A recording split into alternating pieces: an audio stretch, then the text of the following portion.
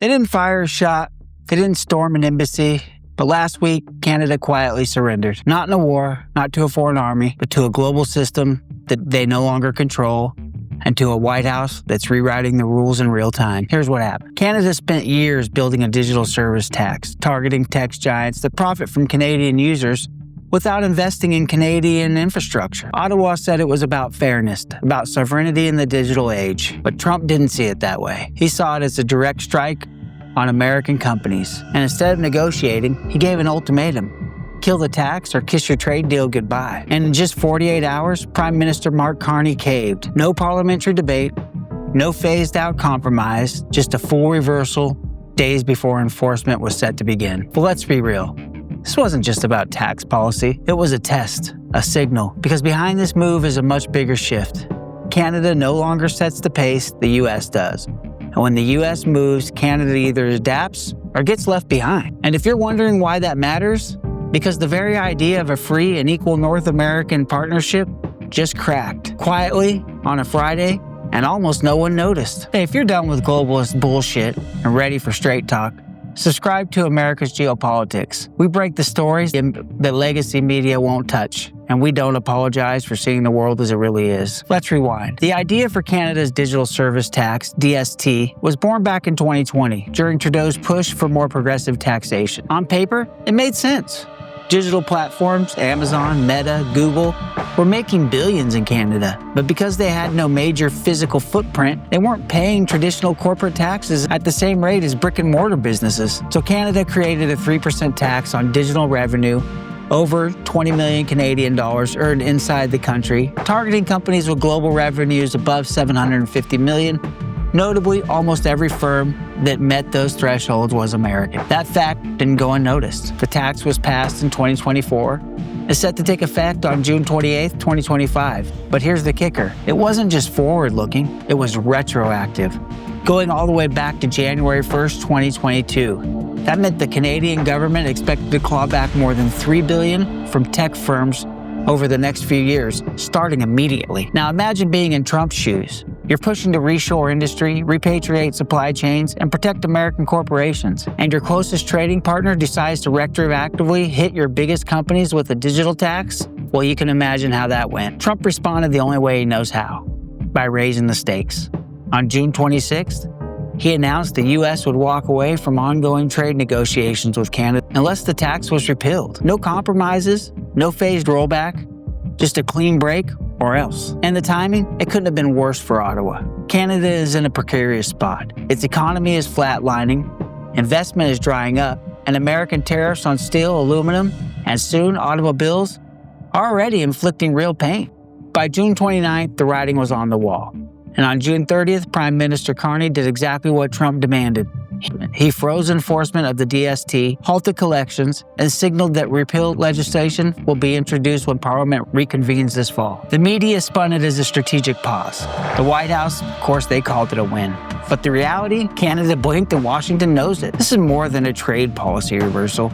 It's a window into a bigger truth. Canada thought it could tax American dominance and discovered it was still living in the fantasy world where globalism worked. That world is gone, and Ottawa's finally waking up to the new one. If you want to understand why Canada folded so quickly, you have to zoom out. This wasn't just about one tax. It was about Canada's entire position in the new global order, and the uncomfortable fact that it's been drifting economically, strategically, and politically for years. Let's start with the numbers. Canada's GDP growth in 2024 barely cleared 1%. Foreign direct investment declined for the third consecutive year. Major corporations are pulling out of or downsizing, especially in sectors like oil, gas, mining, and industrial manufacturing. Why? Because investors have stopped seeing Canada as a serious place to build. Projects get blocked, regulations change overnight, provinces fight the federal government in court, and the timeline for approvals, it's fucking ridiculous. Just ask anyone watching the cancellation of the Tech Frontier oil sands project or the implosion of the LNG export dream in British Columbia.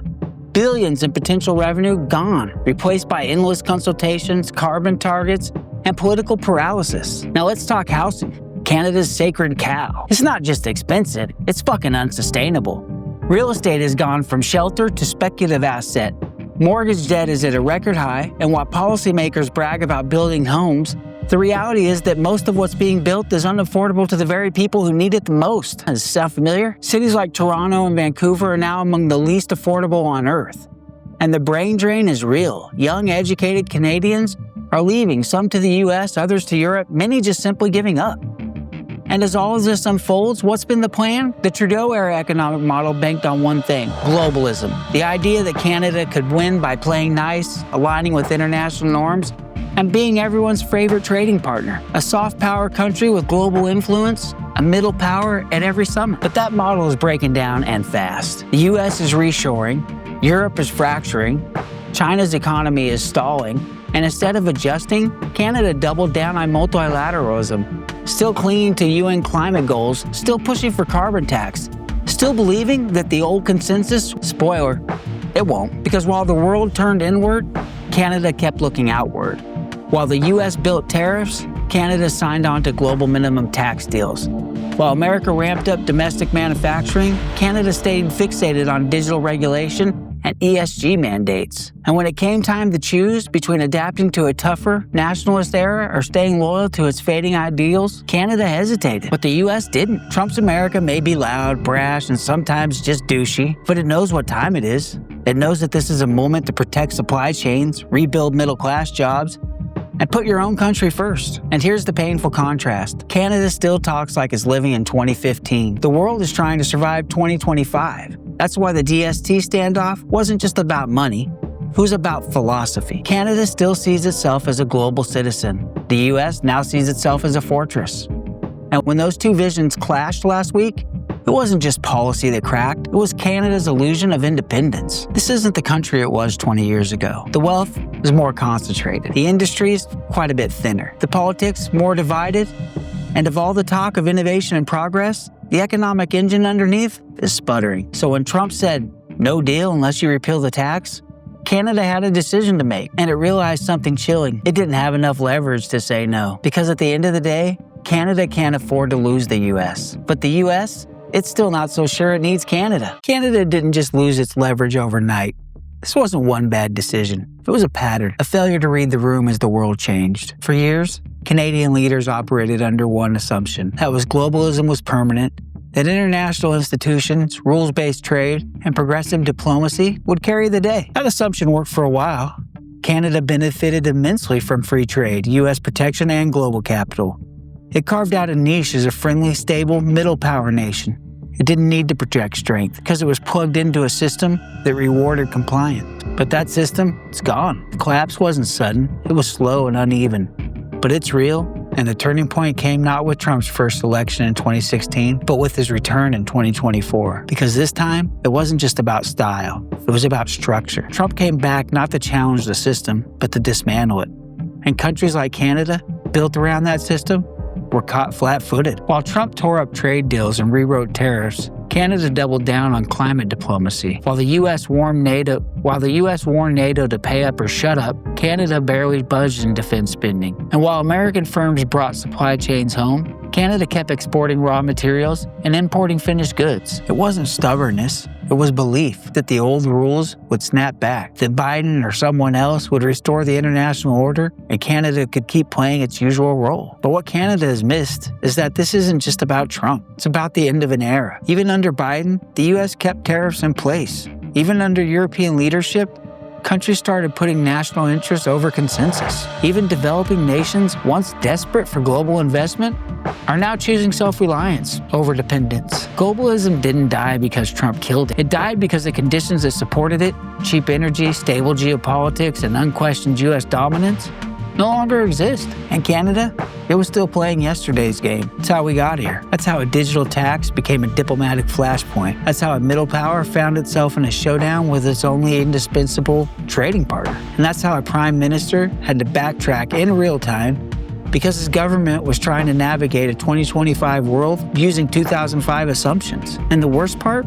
It's not even over, because Canada hasn't chosen a new path yet. It backed down on the tax, but hasn't defined a strategy for the next fight. And there will be another fight on tariffs, on defense, on industrial subsidies, on energy exports. Because in Trump's world, you're either a partner who builds alongside America or a liability who gets bypassed. Right now, Canada's drifting somewhere in between. And if it doesn't choose soon, it won't get to choose at all. Canada didn't just lose a policy fight. It lost a geopolitical staring contest. And the reason is simple. The U.S. brought leverage, real leverage, tariff-sized leverage. This wasn't a polite disagreement between allies. It was Trump's economic playbook in action. Find the pain points, apply pressure, and wait for the other side to blink. And Canada blinked. Let's break it down. For months, leading up to the digital services tax standoff, Trump administration had already been leaning on Ottawa. Steel and aluminum tariffs had returned. Cross-border car parts faced new inspections. There were whispers of fresh duties on dairy, timber, even finished vehicles. Now remember, Canada ships over $400 billion in goods to the U.S. every year. That's 3/4 of its exports. There is no alternative market. And that's the difference between theory and reality. Because in theory, Canada could resist U.S. pressure. But in reality, one well-timed auto tariff could collapse entire provinces. One customs backlog could cripple Canadian manufacturers. And Trump knows this. I'm pretty sure Trudeau told him it. So on June 26, he made it public. If Canada didn't suspend the DST, there would be no trade deal, no carve-outs, no negotiations, just tariffs, big ones and soon. The markets reacted instantly. The Canadian dollar dipped, investment forums went quiet, CEOs started placing calls to Ottawa. This wasn't just political theater, it was an economic siege. The message was clear. The U.S. would protect its companies by any means necessary. And if Canada wanted to hit American firms with a digital tax, America would hit back with real cost. And that's exactly what happened. Within 72 hours, Prime Minister Carney reversed course. Enforcement of the DST was suspended, collection halted, a repeal bill was drafted, and trade talks were miraculously back on. Some media outlets tried to spin it as a smart compromise, but the White House didn't even pretend. U.S. officials openly said Canada caved. They called the move a win for American workers and American innovation. And they're not wrong, because this was never a negotiation. It was a demonstration, a reminder that even in a post-global world, the U.S. still controls the terms of engagement. And here's the kicker. This wasn't just about Canada. This was a message to Europe, to Japan, to Australia. If you try to play the old game, taxing U.S. companies, ignoring American interests, you'll lose access to the American market, full stop. This is Trump's tariff diplomacy. It's not subtle, it's not polite, but it works. And for Canada, it's a wake-up call. Not just about how much they need the U.S., but about how quickly the U.S. can make that need painful. So now the clock is ticking, because Trump isn't done. He wants a new economic model, and if Canada wants to be part of it, it better stop fighting the future and start figuring out how to survive it. So, tax is gone, the damage is contained for now. But here's the hard truth. Suspending the DST didn't fix anything. Just bought time. Canada is still standing at the edge of a cliff. And what happens next depends on one thing. Whether it decides to pivot or double down on a losing strategy. Because no mistake, this wasn't an isolated crisis. It was the symptom of a deeper misalignment. Canada built its economic identity around the global system. Trade deals, UN panels, climate summits, rules-based order. It's a model that made sense when the U.S. was willing to uphold that system and let everyone else benefit. But that era is over. Trump's America is transactional. You bring value or you get sidelined. And right now, Canada is struggling to prove its value in this new paradigm. So what are the choices? Path 1, Canada leans in. It recognizes that globalism is breaking down, and it realigns its economy with Fortress America. That means dropping the multilateral fluff and investing in hard assets, manufacturing, logistics, energy. It means coordinating industrial policy with the U.S., stepping up defense spending, and offering something tangible in return for market access. It won't be easy, but it would put Canada back on the map. Or Path 2, Canada retreats into fantasy, pretends this was a one-off, waits for Trump to lose in 2028, and tries to revive the old global order. But even if Trump is gone, the world won't go back. America's priorities have shifted. The center of power has moved, and no future president, Republican or Democrat, is going to let allies ride for free. Canada's choice is, in simple terms, is this: rebuild your relevance or lose it. And here's where that gets complicated. Carney has a chance. He's not trapped by legacy politics. He just got here. He can reframe Canada's role in North America, push for energy deals, real infrastructure, real industry. But so far, we're not seeing it. He's talking about repealing the DST. That's good. He's restarting trade talks. Good. But where's the vision? Because repealing a mistake is not the same as building a future. The U.S. is already moving. It's building fabs in Arizona, steel mills in Texas, battery plants in Michigan. Mexico is booming as a manufacturing hub. The North American supply chain is consolidating. Canada's invitation is sitting on the table, but it's not going to stay there forever. And here's what happens if Canada hesitates. Tariffs won't be threats, they'll be policy. Jobs will keep flowing south, investment will dry up, the nice, reliable partner will become a strategic irrelevance. So what now? If Carney wants to lead, he needs to lead now. Not with words, not with diplomacy, but with a new economic vision. One that admits the global model failed, and the next chapter will be built block by block inside North America. If not, then this wasn't a strategic pause. It was just the beginning of a slow-motion collapse. Canada has always had a unique position in the world. A G7 economy, a vast resource base, a stable democracy, and most importantly, geography. It shares the world's longest border with the most powerful country on Earth. That border used to guarantee access, prosperity, protection. But that was the old deal. That was the globalist era. That was when the U.S. saw the world as its responsibility. Today, the deal has changed. The U.S. isn't asking who wants to join the global economy. It's asking who brings value to the American project, the manufacturing base, the energy grid, the industrial alliance. And if Canada wants in, really wants in,